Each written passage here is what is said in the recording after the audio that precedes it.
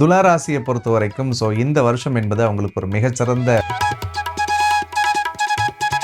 இந்த ஒரு 5 வருஷமாவே துளாராசிக்காருடைய வாழ்க்கையை நம்ம கேட்டு பார்த்தோம்னா பல்வேறு வழிகள் எல்லாத்தையும் அனுபவிச்சிருப்பாங்க. ஏன்னா துளாராசியை பொறுத்த வரைக்கும் வருஷ தொடக்கத்திலே இருக்கக்கூடிய 9ஆம் இடத்து குரு நிச்சயமாக அவர்களுக்கு ஒரு திடீர் யோகத்தையும் கண்டிப்பா இவர்களுக்கு மார்ச் மாதத்திற்கு பிறகு புதிய வீடு வாங்குற யோகம், புதிய சொத்து சேரக்கூடிய யோகம்.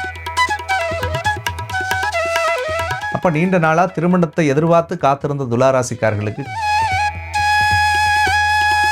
தொழில் முனைவோரா இருப்பவங்க, ஏதாவது ஸ்டார்ட் அப் பண்ணணும் அப்படின்னு நினைச்சிட்டு இருக்கக்கூடியவர்களுக்கெல்லாம் இந்த வருடத்துல பிள்ளைகள் சார்ந்த விஷயங்கள்ல கொஞ்சம் கவனமா இருக்கணும். சூப்பரான வருஷம் இந்த வருஷம். அவங்க நல்லபடியா அந்த வருஷத்தை பயன்படுத்தணும்.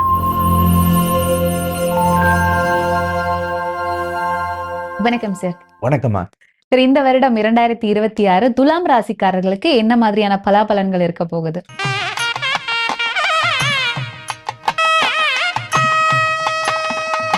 துளாராசியை பொறுத்த வரைக்கும் இந்த வருஷம் என்பது அவங்களுக்கு ஒரு மிகச்சிறந்த பொற்காலத்துக்குரிய வருஷம் அப்படின்னே சொல்லலாம். ஏன்னா வருஷத்தினுடைய தொடக்க காலத்துல 9ஆம் இடத்துல இருக்கக்கூடிய குரு, பொதுவாக கேள்விப்பட்டிருப்போம், ஓடிப்போன ராஜாவுக்கு 9ல் குரு இருந்துச்சுன்னா அவங்க போற இடமெல்லாம் சொந்த இடம்னு சொல்லுவாங்க. துளாராசிக்காரர்கள் தொட்டதெல்லாம் தொடங்கக்கூடிய ஒரு பொற்காலம் இந்த காலம். கடந்த காலகட்டம் கிட்டத்தட்ட அந்த அர்த்தாஷ்டம சனின்னு ஒன்று நடந்துச்சு அவங்களுக்கு ஒரு 2.5 வருஷத்துக்கு முன்னாடி.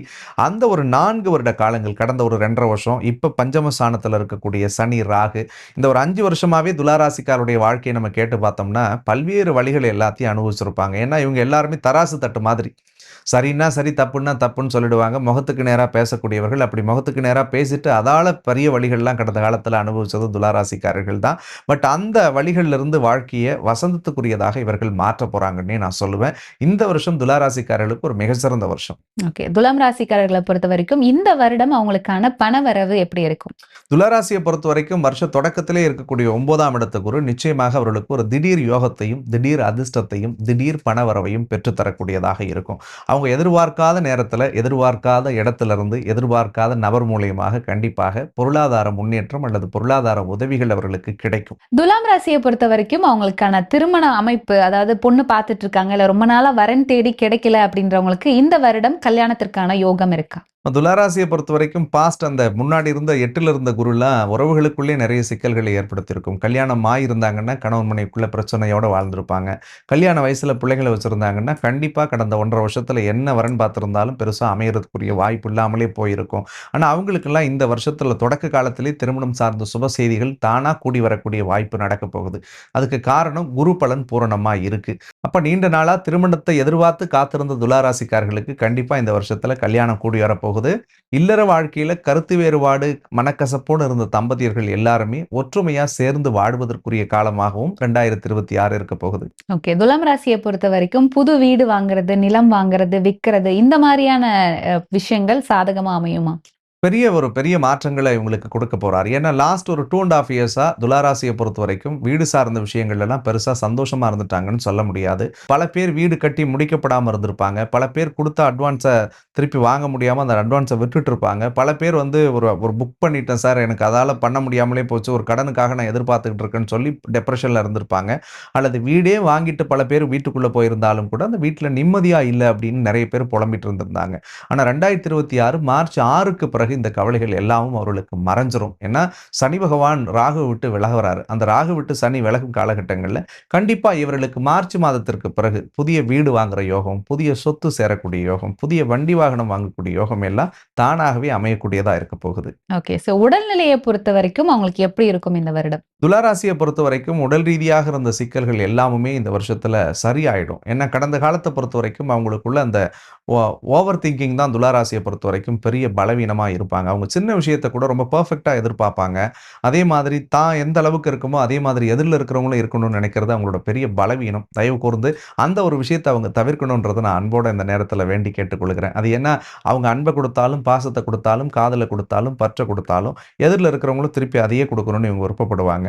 அதில் கொஞ்சம் ரேஞ்ச் குறைஞ்சாலே இவங்க ரொம்ப டென்ஷன் ஆகி இவங்களை தன்னைத்தானே ஸ்ட்ரெஸ் பண்ணிப்பாங்க. எதிரில் இருக்கிறவங்கள்ட்ட சண்டை போட்டாலும் பரவாயில்ல. ஸோ அப்போ மனதை கட்டுப்படுத்தணும் அப்படின்றது தான் என்னுடைய ஒரே ஒரு அன்பு வேண்டுகோள். ஓகே.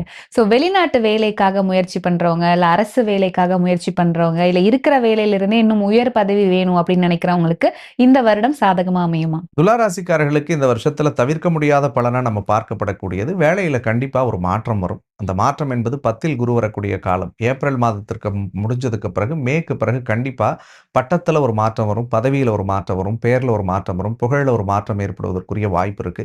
அந்த மாற்றம் இவர்களுக்கு நல்ல மாற்றமா இருக்கணும்னு மட்டும் தான் நம்ம வேண்டணும். ஏன்னா 10ல குரு வர காலம் வேலையில கண்டிப்பா ஏதாவது ஒரு அழுத்தத்தை கொண்டு சேர்க்கறதுக்கு முயற்சி பண்ணும். ஏதாவது ஒரு தேவையில்லாத சொல், பழி, குற்றத்தை உருவாக்கலாமான்னு சொல்லி பார்க்கும். ஸோ, அதில வேலை செய்ற இடத்துல மட்டும் கொஞ்சம் விட்டு குடுத்து போங்க. அந்த இடத்துல ஏதாவது சில விஷயங்கள் தவறுன்னு உங்க மனசுக்கு பட்டுச்சுன்னா, அதை திருத்திக்கிறதுக்கு முயற்சி பண்ணணும் இவங்க. ஆனா ஒரு பலம் என்னன்னா, அழகான கேள்வி கேட்டீங்க. அரசுத் துறை சார்ந்த உத்தியோகத்துக்கு முயற்சி செய்பவர்களுக்கு கண்டிப்பா இந்த காலகட்டத்தில கிடைக்கும். ஏன்னா, அந்த 10ல குரு வந்து உச்சமடைய போறார் இவங்க ஜாதகப்படி. அப்போ ஒரு போட்டித் தேர்வு எழுதக்கூடிய மாணவர்களுக்கு அதில ஒரு பெரிய ஜாக்பாட் அடிக்கிறதுக்குரிய வாய்ப்பு இருக்கு. இவங்க நினைச்ச இடத்த விட ஒரு நல்ல பே ஸ்கேலோட ஒரு நல்ல பொறுப்புல உட்காரக்கூடிய அமைப்புகள்லாம் இவங்களுக்கு கடவுள் அருளோட உண்டு. அரசியல் துறை சார்ந்து இருக்கக்கூடிய துளாராசிக்காரர்கள் யாராவது இருந்தாங்கன்னா, கண்டிப்பா அவர்களுக்கும் ஒரு புதிய பொறுப்பு, புதிய பதவி, புதிய புகழ் எல்லாமும் வந்து அலங்கரிக்கக்கூடியதா இருக்கும். ஓகே. சோ துலாம் ராசி மாணவர்கள பொறுத்தவரைக்கும் அவங்க வாழ்க்கையில என்ன மாரியான மாற்றங்கள் இந்த 2026ல அமையும்? மாணவர்களுக்கு வருடத்தினுடைய தொடக்க காலகட்டங்கள்ல குரு பலன் இருக்கிறதும், அந்த குரு பலன் முடிஞ்சு குரு 10வது இடத்துக்கு சஞ்சாரம் பண்ணும்பொழுது, வாக்குஸ்தானம்னு சொல்லக்கூடிய 2வது இடத்த பார்க்கறதும், ஸ்டடீஸ்ல ஒரு நல்ல இம்ப்ரூவ்மென்ட் இருக்கும். சார் நெறைய அரியர் இருக்கு சார் எனக்கு. நான் பாஸ் பண்ண முடியல.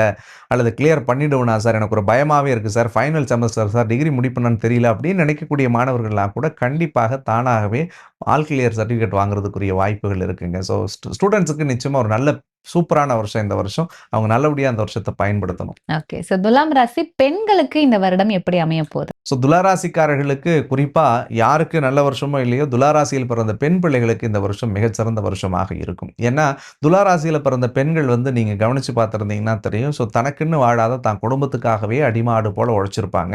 ஏன்னா, அவங்க அடுத்தவங்களுக்காக செலுத்தின அக்கறைய தான் மேல செலுத்தியிருந்தா அவங்க வாழ்க்கையில எங்கேயோ இருந்திருப்பாங்க. ஆனா இந்த வருடம் முழுக்க அவங்க எல்லாம் தனக்காக வாழப் போறாங்க. இந்த வருஷத்துல தான் அந்த எண்ணத்தை கடவுள் அவங்களுக்கு கொடுக்க போறாரு. தான் தொடங்கக்கூடிய எல்லா காரியத்திலும் துளாராசிக்காரர்கள் இந்த வருடத்தில் வெற்றி அடைவார்கள்.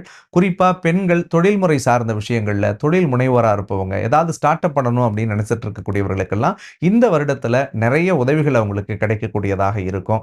அதே மாதிரி யாரெல்லாம் அந்த ஸ்டார்ட் அப்புக்கு முட்டுக்கட்டையா இருந்தாங்களோ, அவங்களே பக்கத்துல இருந்து பல விஷயங்கள செஞ்சு கொடுக்கறதுக்குரிய வாய்ப்புகளை ஏற்படுத்த போகுது. இண்டிபெண்டன்ட்டா இருக்க போறாங்க இந்த வருஷத்துல. யாரையும் அவங்க டிபெண்ட் பண்ணி இருக்க போறது கிடையாது.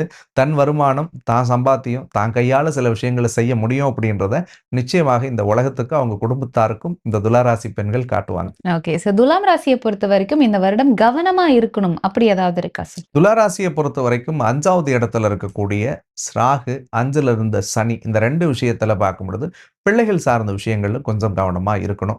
குழந்தை பிள்ளையா இருந்துச்சுன்னா, அவருடைய உடல் நலத்துல ரொம்ப கவனம். குழந்தை விளையாடுதல்லாம் கொஞ்சம் அலட்சியமா இருக்க வேணாம். அதே மாரி டீனேஜ் பிள்ளைங்களா இருந்துச்சுன்னா, அவங்களுடைய நடவடிக்கைகள்ல கொஞ்சம் ஆராய்ச்சி பண்ணி பாருங்க. அவங்கள கொஞ்சம் ஃப்ரெண்ட்லி மேனர்ல நீங்க ஹேண்டில் பண்ணும்பொழுது, அவர்கள் ஏதாவது சில தவறுகள் செய்தாலும் அதை திருத்துறதுக்குரிய வாய்ப்புகள் இருக்கு. அதே மாதிரி கல்யாண வயசுல குழந்தைய வச்சிருந்தாங்கன்னா, அந்த பிள்ளைகளுக்கு கொஞ்சம் அலைன்ஸ் எல்லாம் பார்க்கும்போது, 1க்கு 4 தடவ பார்த்துட்டு அவங்க செட் பண்றது ரொம்ப நல்லது. அதே மாதிரி 11ல கேது லாபத்துல உட்கார்ந்திருக்கிறதுனால, பணம் வந்து கொஞ்சம் தயவு செஞ்சு செலவுகள கட்டுக்குள்ள கொண்டு வரதுக்கு முயற்சி பண்ணணும்.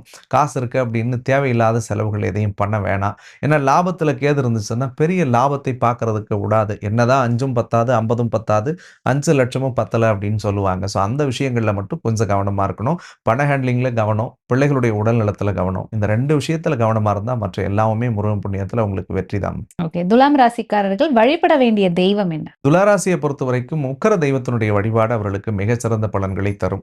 காளிய வழிபாடு செய்யலாம், துர்க்கைய வழிபாடு செய்யலாம், அம்பாள் சன்னதிக்கு சென்று வழிபடலாம், ஒரு பிரத்யங்கரா தேவி கோயிலுக்கு போலாம், அல்லது காவல் தெய்வங்களாக இருக்கக்கூடிய எந்த சாமி வேணாலும் கும்பிடலாம். ஒரு வீரனாரோ, ஐயனாரோ, மதுரை வீரனோ, சுடல மாடசாமியோ, ஸோ அந்த மாதிரியான தெய்வத்தை இவர்கள் வழிபடும் பொழுது நிச்சயமாக அவருடைய வாழ்க்கைக்கு பெரிய பலம் பொருந்தியதாக அமையும். நிச்சயமா. இந்த 2026 துலாம் ராசிக்காரர்களுக்கு என்ன மாரியான பலாபலன்கள் இருக்கு அப்படின்றத பத்தி தெளிவான விளக்கம் கொடுத்தீங்க. நன்றி சார். நன்றிம்மா.